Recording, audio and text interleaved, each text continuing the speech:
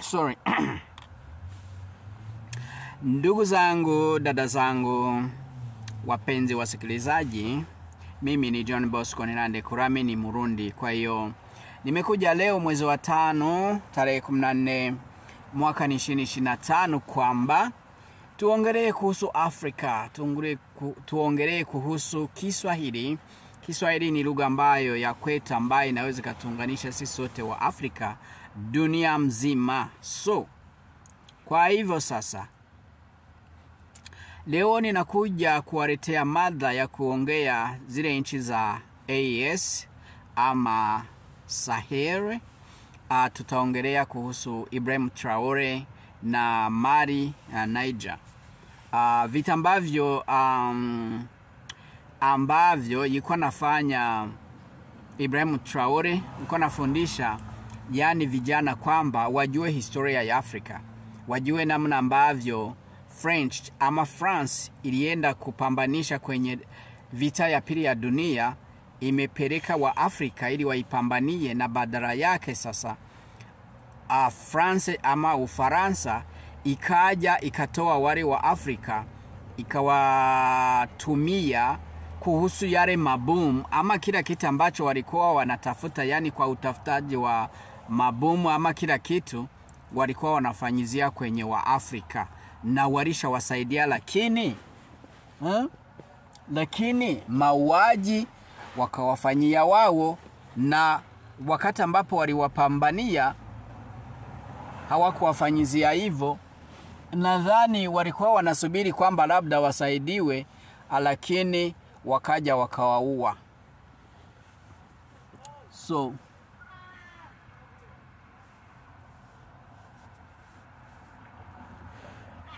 samahani kwanza.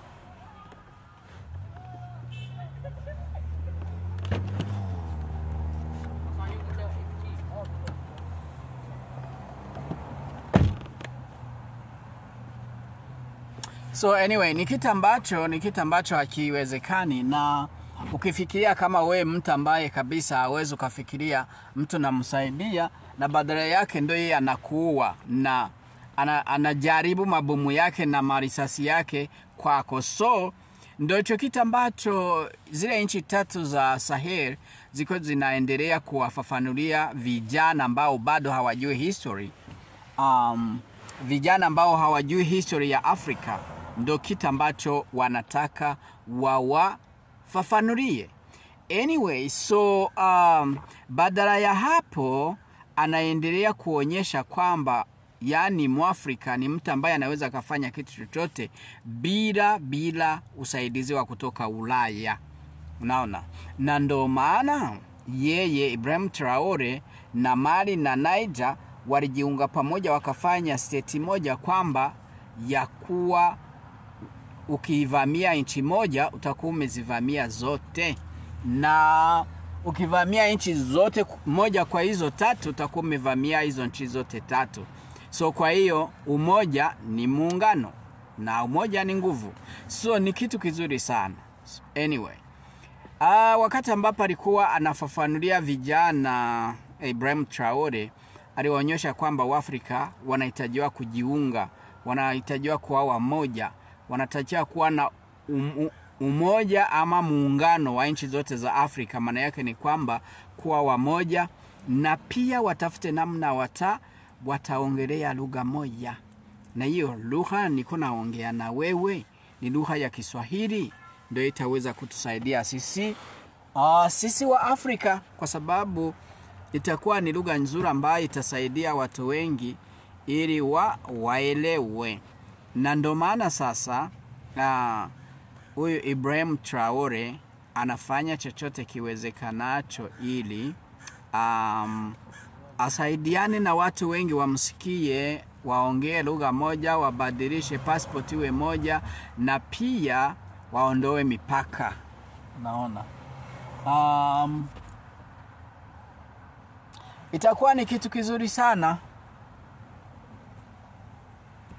Itakuwa ni kitu kizuri sana kabisa, na kitasaidia sisi wote wa Afrika tuwe wamoja.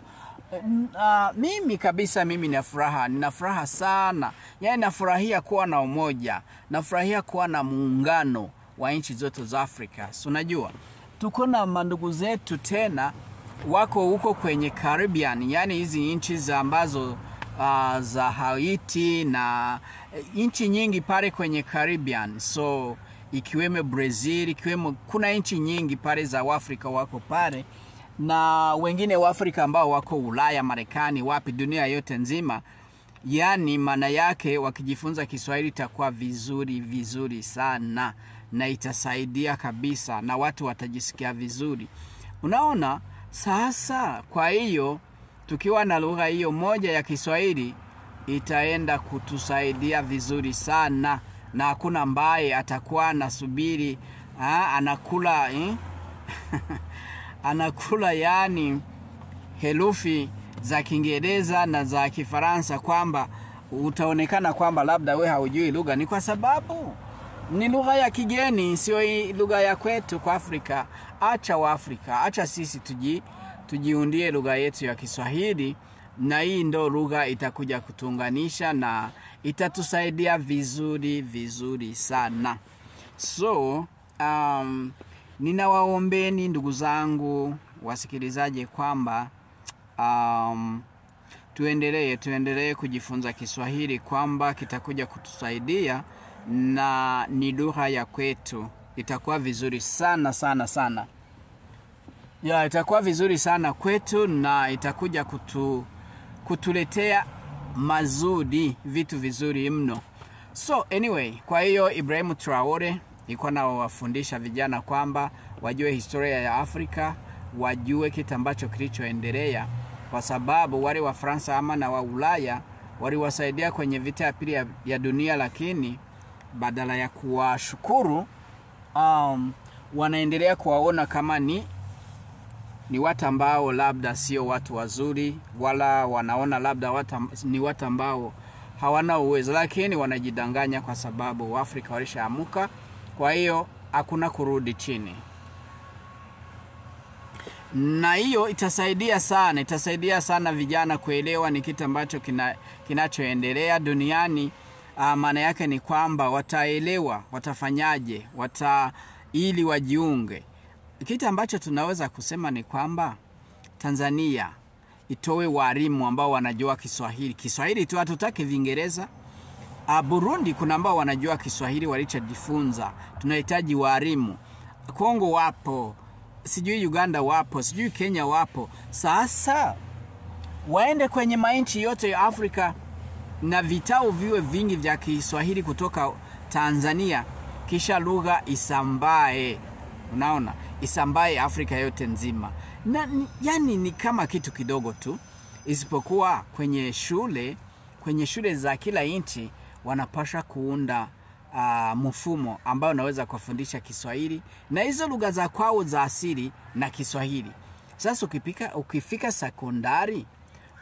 sekondari wewe ndio utaenda kujifunza sijui hayo maruga kama unayapenda, sijui ya Kiingereza, sijui ya kina nani, lakini utachukua makosi, of course makosi ya lugha ya Kiingereza, sijui Kifaransa, bla bla bla, ambacho unahitaji utaenda huko utajifunza huko bwana.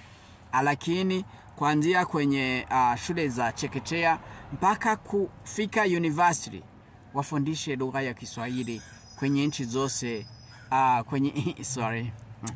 kwenye nchi zote za muungano wa nchi za Afrika. Unaona? Muungano wa nchi za Afrika, United States of Africa, yani wote wajifunze Kiswahili. Itasaidia please.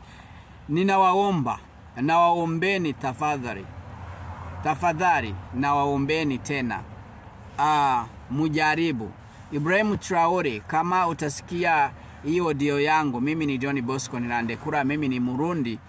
Lakini nimeona ni vizuri kwamba nifungue hii channel ya muungano wa nchi za Africa TV, United States of Africa TV, ili iende kasaidie labda ambaye atanisikia Kiswahili changu sio kizuri vile, lakini ninajaribu kwa sababu na Kwa nini niongee Viingereza na Vifaransa vizuri na nisije nikaongea Kiswahili vizuri? Kwa nini?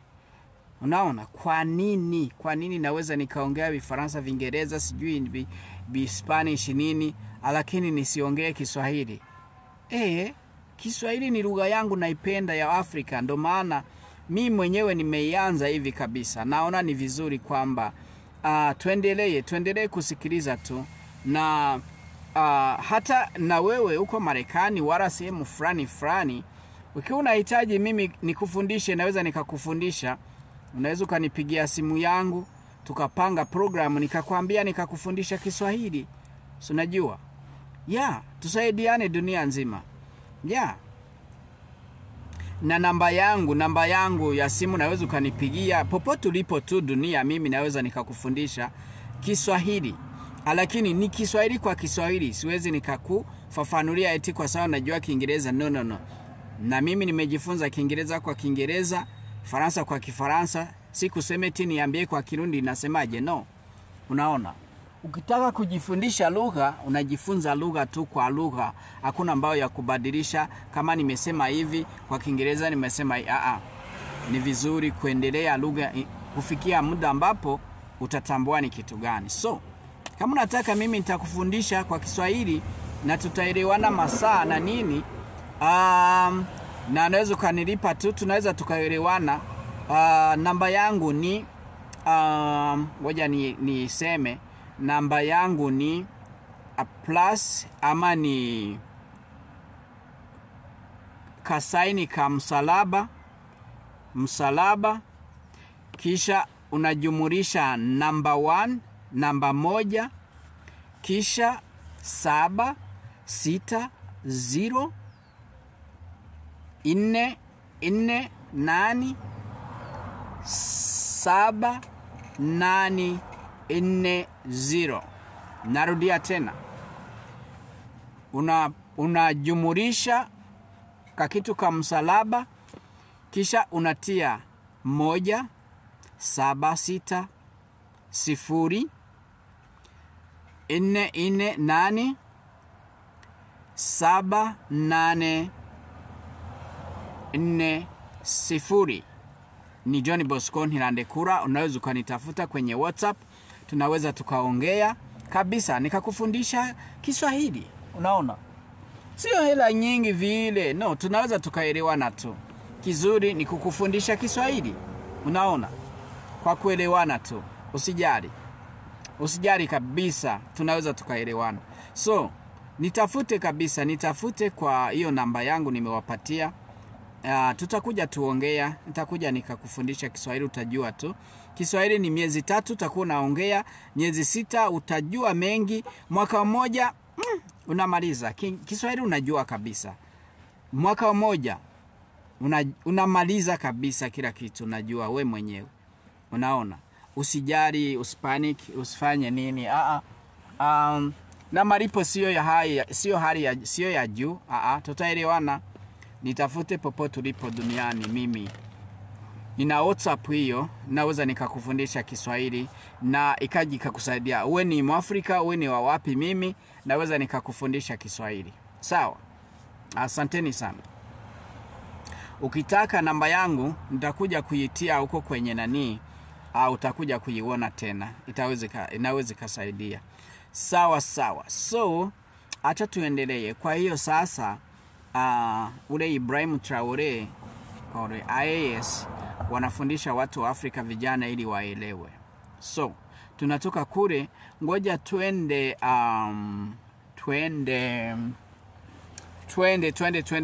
mnajua Uganda, mnajua Rwanda, mnajua Kenya. Rais Ruto, yani Ruto yule, na yeye ni mwizi tu. Ni mtu ambaye anahitaji hera Kongo kuwa watu ili apate hera. Lakini watu wa Kenya wazuri sana, ni watoto wazuri wa Kenya, wanaelewa, wanajua ni Waafrika kabisa, ni watu ambapo wanapenda Afrika, watu wa Kenya, isipokuwa Ruto tu. Mnajua Uganda ndo kibaraka cha kwanza Museveni wa wazungu, ambaye analeta vifo. Yani yeye ni kama shetani ameundwa pale ili watu waje wakufe. siwezi nikamuongelea mengi. Muuaji tu mzee yule, hata afe leo ama kesho watu hawatamjali kwa sababu alishaua watu wengi. Hata Uganda kuna 300,000 walizofanyiwa genocide wakati ambapo anakuja kwenye utawala huyo Museveni 1986. So kwa hiyo huyo ndo mbaya wa pale wa Afrika kwenye maziwa makuu. Anajifanya yeye ni sijui nini, lakini ndo yeye aliunda Uganda na kaingia Rwanda, na Rwanda wauaji hao wa Inyenzi Nkotanyi, wauaji Interahamwe, RDF M23. Wana maafa yanaingia Kongo kwa sababu ya hao watu. So lakini msije mkajidanganya eti Museveni mtu mzuri, hakuna. Ndo yeye alifanya hivyo vyote vitokee huko kwetu. So kwa hiyo muwe makini sana. Muwe makini sana kwa sababu inaweza kaleta vita ya kanda lote la maziwa makuu. Isipokuwa tu kuna watu wazuri, kuna nchi ya Burundi na pambana usiku na mchana ili wasaidie Wakongomani. Wakongomani wasiendelee kuuliwa kama mbuzi, kama nyama, kama minyama porini. Lakini mnajua hata minyama porini wakiiua watu wanaitetea eti ni watu wa haki za kibinadamu. Unaona? Yani mnyama porini inazidi kuwa juu ya mtu. Yani mtu sio kitu, lakini mnyama porini ndo mizuri kuliko watu. So hicho ni kitu ambacho wamefanya wenyewe, lakini hasa watu ambao wanaitwa Wahutu ama Wabantu wanaweza kujipambania wenyewe. Wasimjari yeyote ambaye anaongea maneno pana. Wao wenyewe wajipambanie. Isipokuwa sio wao wenyewe tu, makabila yote ambayo anajisikia vizuri kwamba kuwa pamoja, wawe pamoja, wapambanie maisha yao. Ndio hicho naweza nikasema, kwa sababu isipokuwa hivyo watu wengi watakufa, watapoteza maisha, kwa sababu kama milioni 15 zilishauliwa Kongo, Wakongomani. Sasa ni nini mnasubiri nini sasa? Ni nini mnachosubiri? Mnahitaji waue milioni 30, mnahitaji waue milioni 40, ama mnahitaji nini? So isipokuwa tunaona tu wakuu wa nchi hawajali wa mmoja wao, lakini kuna wengine wanajali. Yani Mungu yuko anaamusha watu wengi. Unamuona rais wa Namibia, unamuona rais wa Burundi, unamuona rais wa Tanzania, kwamba na yeye mwenyewe anaendelea kuamsha watu ili waje wasaidie. So ni kitu kizuri ambacho kitaweza kusaidia watu wengi, ni kitu ambacho kitaweza kusaidia watu wengi wa Afrika, kwa sababu wengi wao sasa hivi wako wanaamuka. Naweza nikasema wako wanaamuka, si ndio? So hatuwezi tukakata tamaa.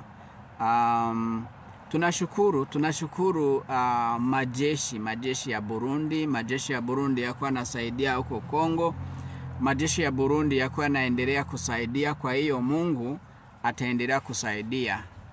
Tuna imani kwamba watasaidiwa Wakongomani. Na pia wale watu ambapo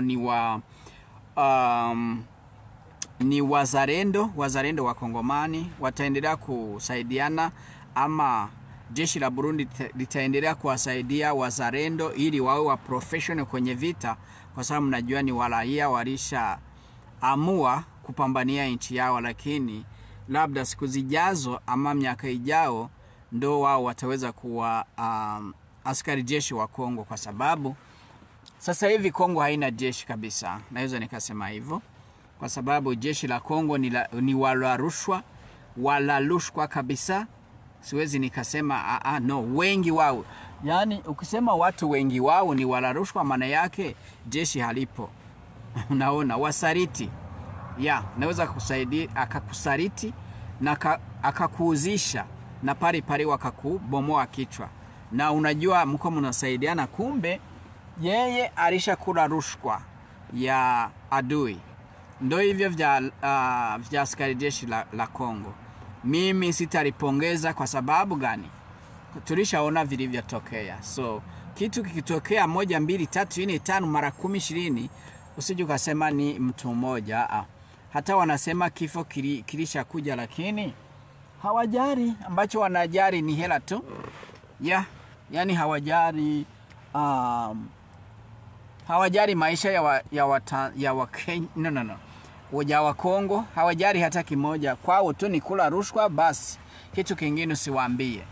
Na ndio maana mimi nasema hivi, hakuna jeshi la Kongo na hakuna ambao hakuna jeshi Kongo ilishawahi kuwa nalo la kudhibiti vita ambavyo vikono vinafanyikiwa Kongo. Hakuna. So na ndio maana mnaona yani wanasikia kama ni Nyenzi Ngotanyi RDF M23 wauaji wa Interahamwe yao wakifika sehemu fulani wanaenda kujadiliana nao ili wawapatie madola mamilioni ili wajitokee wakimbie, kisha hawajali wananchi. Ndio maana mimi nasema hivi, sitarudia tena kutetea jeshi la Kongo mimi. Yani nilishakata kauli, siwezi. Lakini naweza nikasema wazalendo wazawaza wanaweza wakasaidia, na jeshi la Burundi litaendelea kusaidiana na wazalendo, litaendelea kuwafunza, litaendelea kuwaonyesha kizuri na kibaya, isipokuwa